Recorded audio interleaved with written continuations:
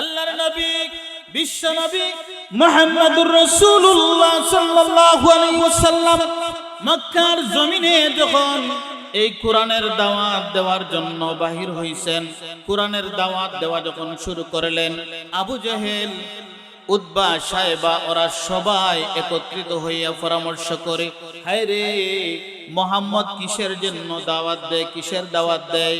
মুহাম্মদের কথা শুনে, তার কোরআন তিলাওয়াত শুনে, তার আওয়াজ শুনে আমাদের মক্কার যত মানুষ আছে সবাই মুহাম্মদের কথা শুনে কালেমা পড়ে মুসলমান হয়ে যাইতেছে। এখন কি করা যায়? তারা একত্রিত হইয়া পরামর্শ করে। আবু জেহেল, উতবা, সায়বা সবাই একত্রিত হইয়া আবু তালেবের বাড়িতে গেল। ও আবু তালেব, তোমার বাতিজাকে ফিরাও। তোমার বাতিজা মক্কার জমিনে কিসের একটা গ্রন্থের দাওয়াত দেয়, মানুষকে এমন সুন্দর করে দাওয়াত দেয়। তারা সবাই মুহাম্মদের কথায় আকৃষ্ট হয়ে, মুহাম্মদের কথায় ভালোবেসে, মুহাম্মদকে মহব্বত করে তারা মুহাম্মদের কথায় কালিমা পড়ে মুসলমান হয়ে যাইতেছে। ও আবু তালেব, তুমি তোমার বাতিজাকে বলো এই কালিমার দাওয়াত, কোরআনের দাওয়াতটা বন্ধ করার জন্য, কালিমার দাওয়াত বন্ধ করার জন্য। আবু তালেব মুহাম্মদ সাল্লাল্লাহু আলাইহি ওয়াসাল্লামের চাচা, উনার কাছে গিয়া নালিশ করতেছে। ও আবু তালেব, তোমার বাতিজাকে বলো এই কোরআনের দাওয়াত বন্ধ করার জন্য, আর যদি কোরআনের দাওয়াত বন্ধ না করে তাহলে তার সঙ্গে আমাদের ময়দানে ফয়সালা হয়ে যাবে। ধমক দিতেছে। সে বলতেছে কোরআনের দাওয়াত বন্ধ না করলে সে মুহাম্মদকে হত্যা করবে, মেরে ফেলবে। বলে নাউজুবিল্লাহ। এবার আবু তালেব ডাক দিয়া বলে, বাতিজা মুহাম্মদ, তুমি তো শুনেছ মক্কার বড় বড় বেঈমান কাফিররা, মক্কার বড় বড় লিডাররা আমার কাছে আসছিল। আয়েশা বলছে, বাতিজা তুমি নাকি এই কোরআনের দাওয়াত বন্ধ না করলে তোমাকে হত্যা করে ফেলবে, তোমার সঙ্গে নাকি ময়দানে ফয়সালা হয়ে যাবে। আল্লাহর নবী, বিশ্ব নবী, রাহমাতুল লিল আলামিন এই কথা শোনা মাত্রই চোখের পানি ছেড়ে দিয়েছেন। আবু তালেবের কথা শুনে আল্লাহর নবী, বিশ্ব নবী, রাহমাতুল লিল আলামিন চোখের পানি ছেড়ে দিয়া উনি কান্না শুরু করে দিয়েছেন। আবু তালেব এবার ডাক দিয়া বলে, বাতিজারে, তোমাকে তো আমি কোনো গালি দেই নাই, তোমাকে তো আমি কোনো বকাবকি করি নাই, তাহলে তুমি চোখের পানি ফালায় কেন কান্দো? আল্লাহর নবী, বিশ্ব নবী, রাহমাতুল লিল আলামিন দেখে বলে, ও চাচা, মক্কার বড় বড় লিডাররা আমাকে বলেছে কালিমার দাওয়াত বন্ধ করার জন্য, কালিমার দাওয়াত বন্ধ করার জন্য, কোরআনের দাওয়াত বন্ধ করার জন্য। চাচা গো, আমার আল্লাহ পাক রব্বুল আলামিন আমাকে দুনিয়াতে পাঠাইছেন ওই কোরআনের দাওয়াত দেওয়ার জন্য। বিসমিল্লাহির রহমানির রহিম। ইন্না নাহনু নাযালনা যিকরা ওয়া ইন্না লাহু লাহাফিজুন।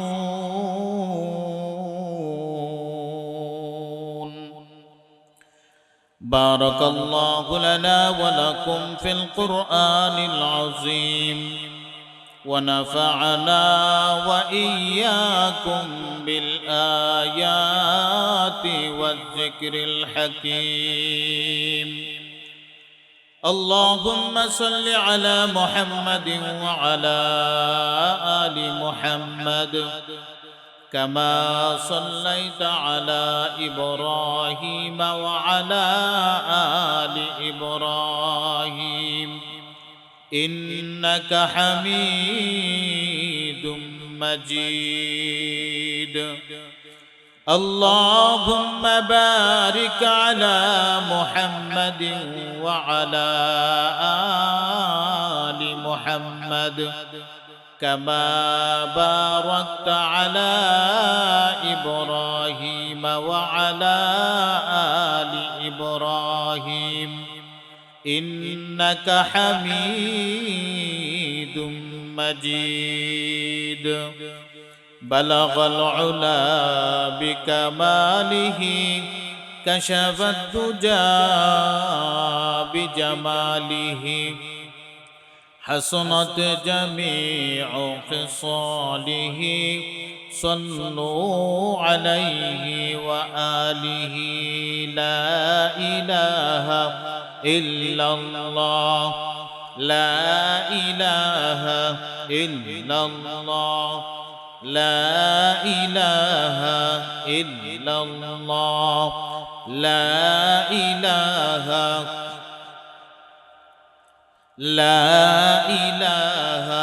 إلا الله আল্লাহ কে যারা ডাকিবে বাবে আল্লাহর আপন তারাই হবে।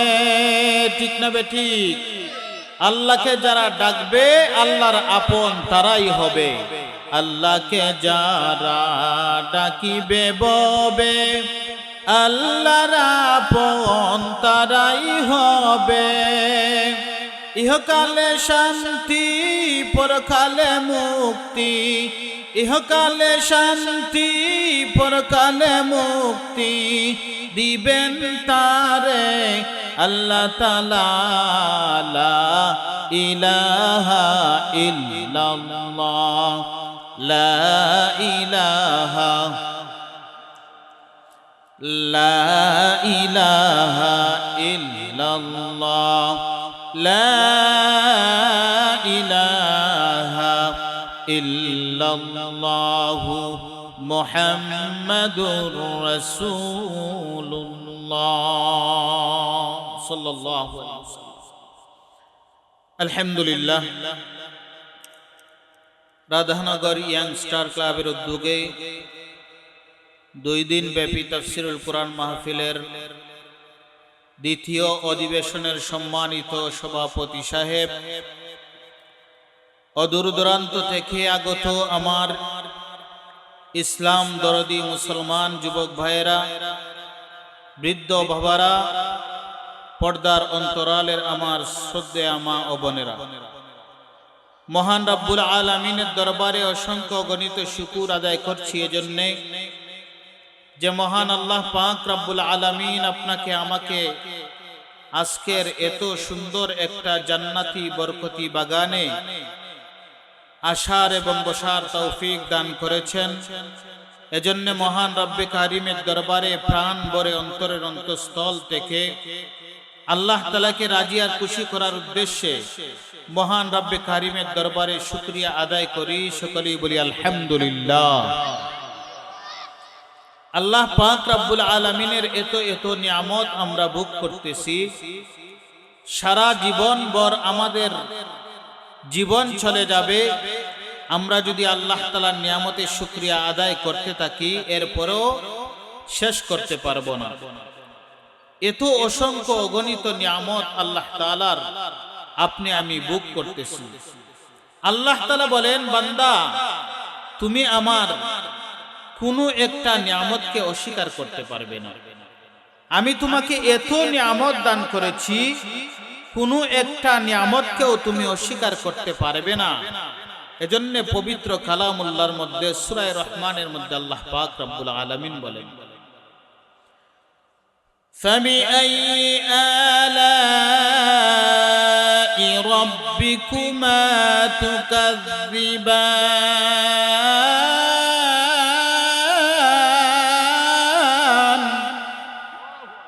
আল্লাহ তাআলা বলেন, আমি তোমাকে এত নিয়ামত দান করেছি, তুমি আমার কোন কোন নিয়ামতকে অস্বীকার করবে? কোন একটা নিয়ামতকে অস্বীকার করার মতন কারো কোনো ক্ষমতা নাই। এজন্য সব সময় আল্লাহ তাআলা আপনাকে আমাকে যে অবস্থার মধ্যে রাখছেন, যে হালতের মধ্যে রাখছেন, আল্লাহ তাআলার নিয়ামতের শুকরিয়া আদায় করব। তো ভাই ও দুস্থ বুজুর্গ, আমি আপনাদের সামনে কালামুল্লাহ থেকে একখানা আয়াত তিলাওয়াত করেছি। এই আয়াতের মধ্যে মহান রব্বে কারীম বলতেছেন, ইন্না নাহনু নাযালনা যিকরা ওয়া ইন্না লাহু লাহাফিজুন।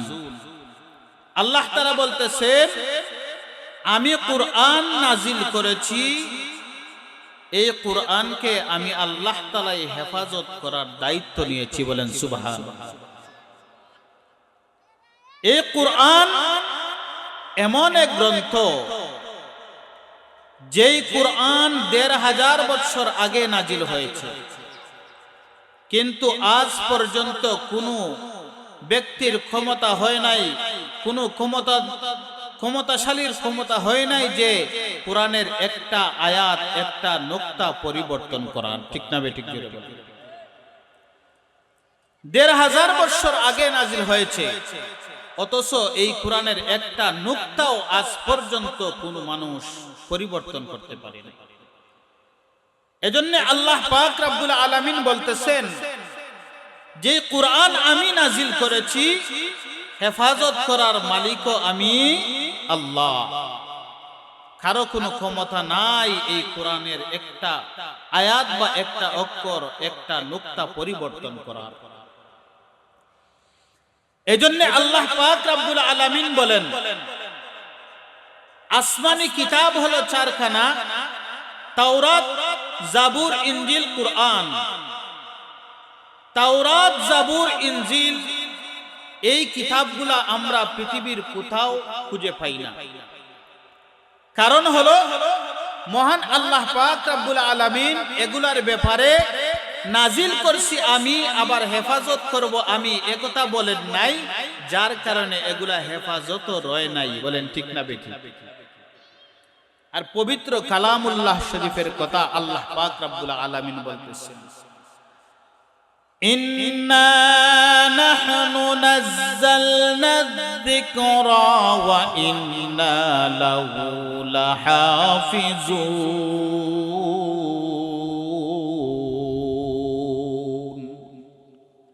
আল্লাহ তাআলা বলতেছেন, এই পবিত্র কুরআন আমি নাজিল করেছি, হেফাজত করব আমি। এই কুরআনের মধ্যে কারো কোনো ক্ষমতা নাই একটা নুকতা বা একটা অক্ষর পরিবর্তন করার। আবার হেফাজত করব আমি, এই কথা বলার পরে আবার বলতেছেন, এই কোরআনের মধ্যে কোনো ভুল আছে? এই কোরআনের মধ্যে কোনো ভুল নাই, এমন কি সন্দেহও করা যাবে না। যালিকাল কিতাবু লা রাইবা ফীহি হুদাল লিল মুত্তাকিন।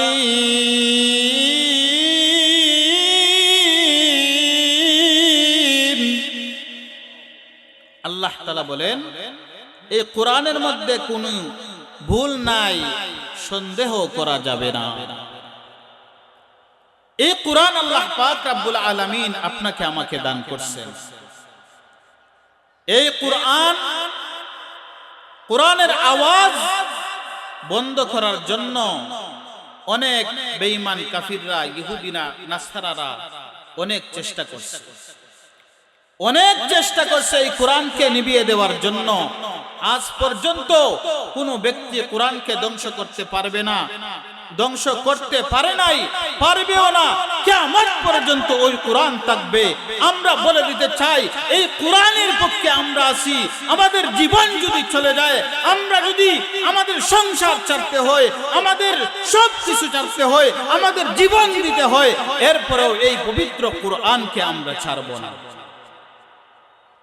এই কোরআন আমরা বলেছি, কিন্তু আল্লাহ রাসূল সাল্লাল্লাহু আলাইহি ওয়াসাল্লাম এই কালেমার দাওয়াত, কোরআনের দাওয়াত দিতে গিয়া কত কষ্ট করছে।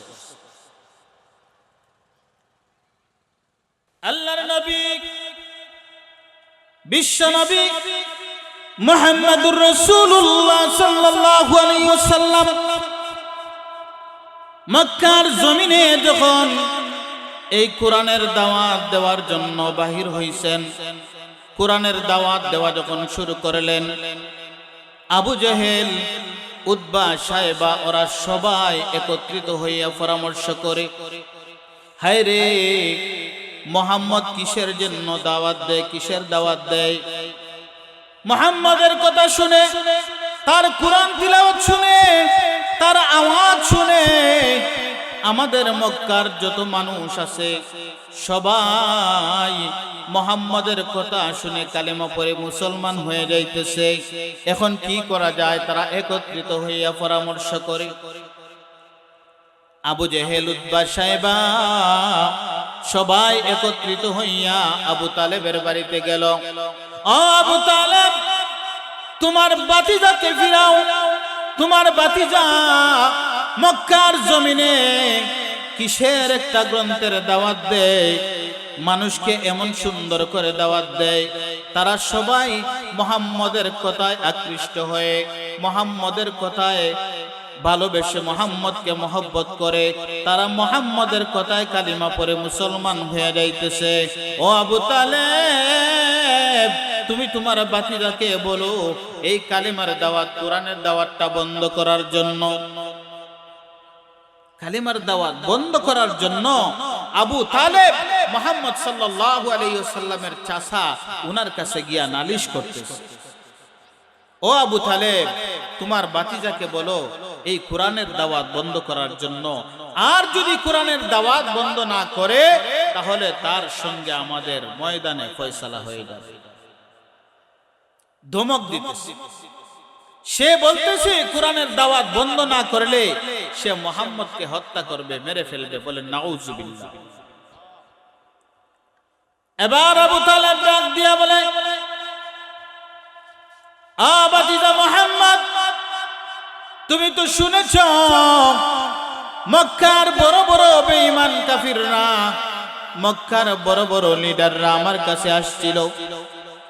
আয়েশা বলছে, বাতিজা, তুমি নাকি এই কোরআনের দাওয়াত বন্ধ না করলে তোমাকে হত্যা করে ফেলবে, তোমার সঙ্গে নাকি ময়দানে ফয়সালা হয়ে যাবে।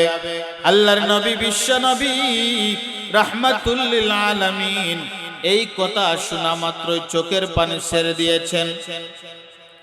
আবু তালেবের কথা শুনে আল্লাহর নবী, বিশ্ব নবী, রাহমাতুল লিল আলামিন চোখের পানি ছেড়ে দিয়া উনি কান্না শুরু করে দিয়েছেন।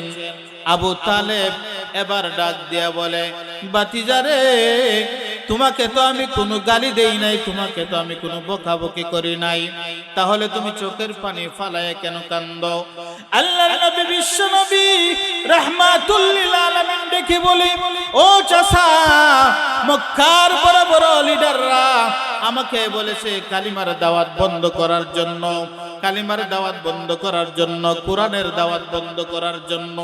চাচা গো, আমার আল্লাহ পাক রব্বুল আলামিন আমাকে দুনিয়াতে পাঠাইছেন ওই কোরআনের দাওয়াত দেওয়ার জন্য।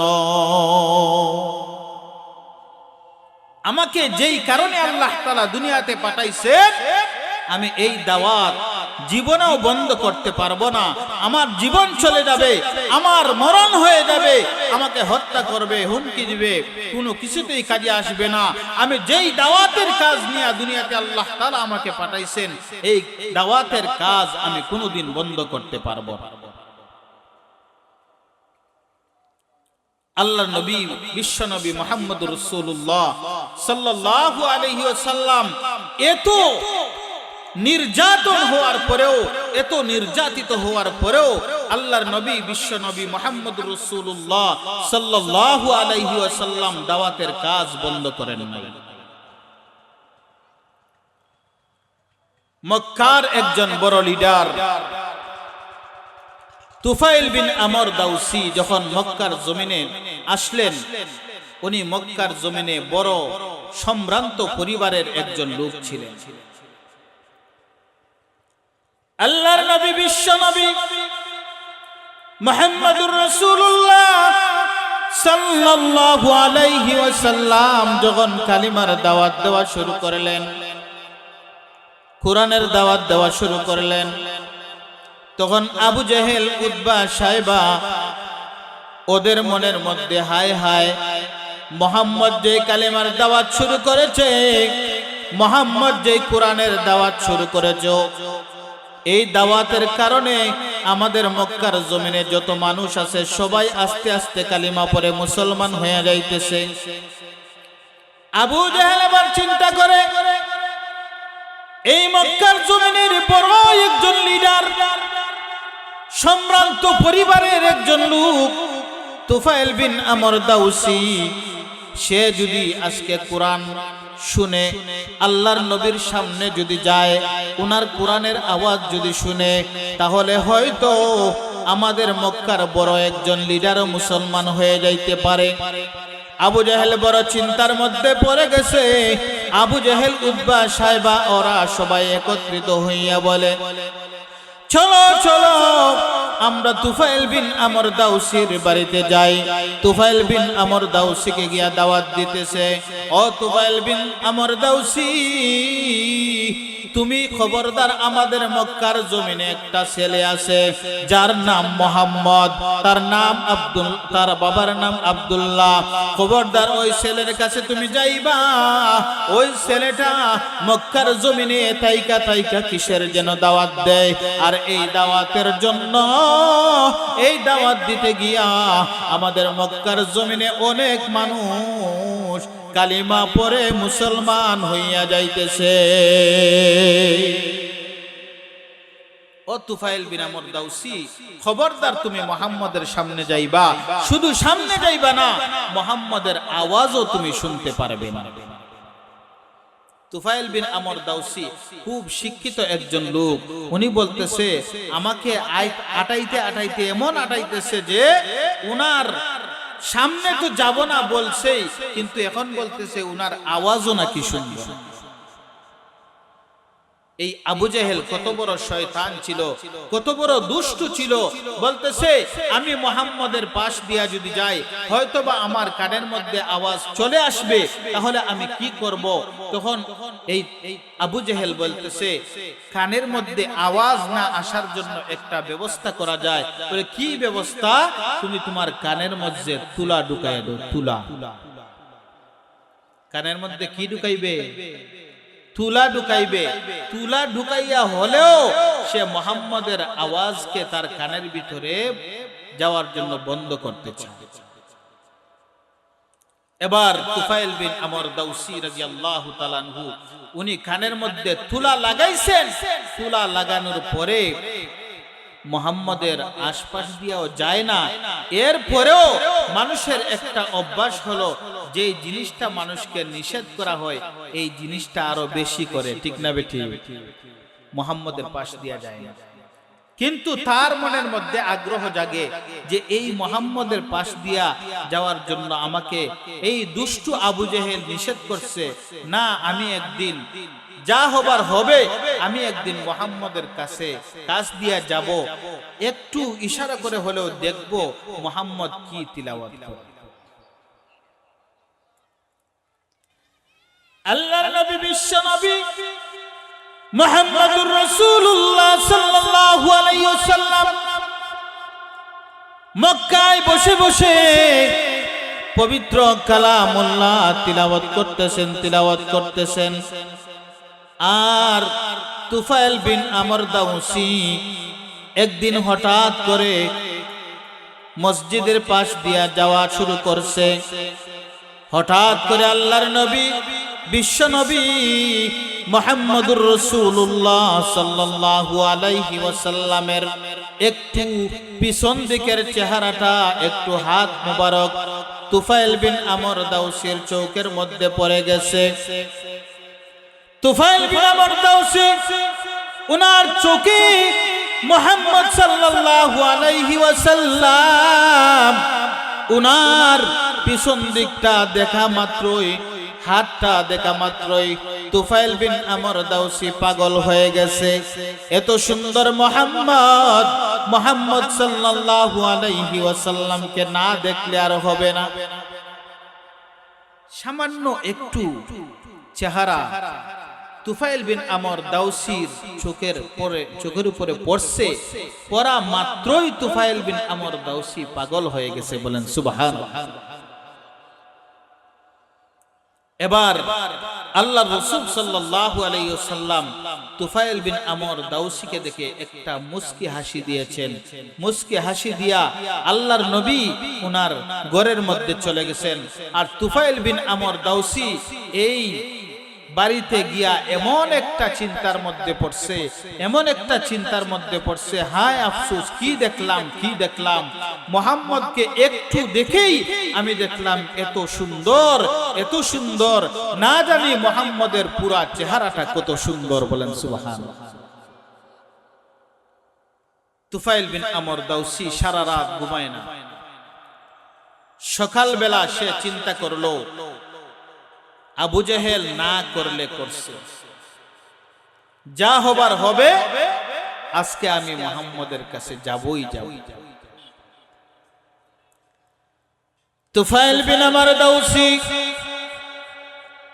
সকালবেলা আল্লাহর নবী, বিশ্ব নবী মুহাম্মদুর রাসূলুল্লাহ সাল্লাল্লাহু আলাইহি ওয়াসাল্লামের কাছে চলে গেল। আল্লাহর নবী, বিশ্ব নবী মুহাম্মদ রাসূলুল্লাহ সাল্লাল্লাহু আলাইহি ওয়াসাল্লাম বলেন, ও তুফাইল বিন আমর দাউসি, তুমি কেন আমার সামনে আসলা?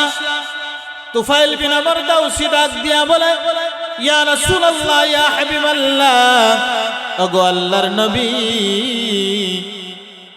আবু জেহেল আমাকে নিষেধ করছিল আপনার দরবারে না আসার জন্য।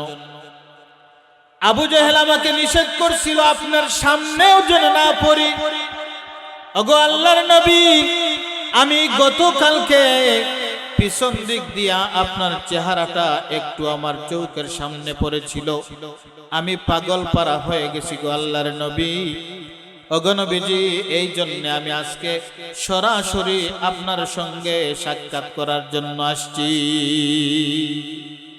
নবীর জন্য কত পাগল ছিল, অথচ এই আবু জেহেল, উতবা, সাইবা, ওরা সবাই এই কোরআনকে ধ্বংস করার জন্য, কোরআনের আওয়াজকে পৃথিবী থেকে মিশিয়ে দেওয়ার জন্য তারা কত চেষ্টা করছে। আল্লাহর নবীর কাছে তুফাইল বিন আমর দাউসিকে যাওয়ার জন্য নিষেধ করছে, অথচ তুফাইল বিন আমর দাউসি রাদিয়াল্লাহু তাআলা আনহু উনি আল্লাহর নবীর সামনে সরাসরি গিয়া দেখা করে কালিমা পড়ে মুসলমান হয়ে গেছে। তুফাইল বিন আমর দাউসি তখন বলে, ওগো আল্লাহর নবী, এই যে দেখেন আবু জেহেল আমার কানের মধ্যে তুলা লাগাই দিছে, আপনার সুললিত কণ্ঠের তিলাওয়াত যেন না শুনতে পারি, আপনাকে যেন দেখতে না পারি, আমাকে নিষেধ করছে। ওগো আল্লাহর নবী, আপনি যেই কুরআন তিলাওয়াত করেছেন, আপনি যেই বাণী পড়েছেন, আল্লাহর কসম করে বলি, এটা দুনিয়ার কোন মানুষের বানানো গ্রন্থ হতে পারে না, দুনিয়ার কোন বানানো কিতাব হতে পারে না, এটা অবশ্যই আল্লাহ তাআলার মহান একটা কিতাব, আর আপনিও হলেন সত্যিকারের নবী।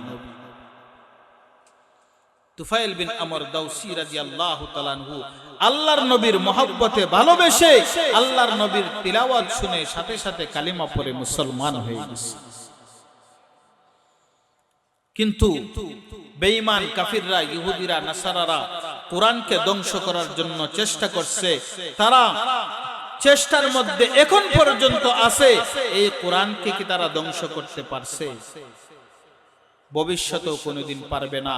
এই কোরআন আল্লাহ তাআলা নাজিল করেছেন, এই জন্যই আল্লাহ তাআলা বলেন, ইন্না নাহনু নাযালনা যিকরা ওয়া ইন্না লাহু লাহাফিজুন।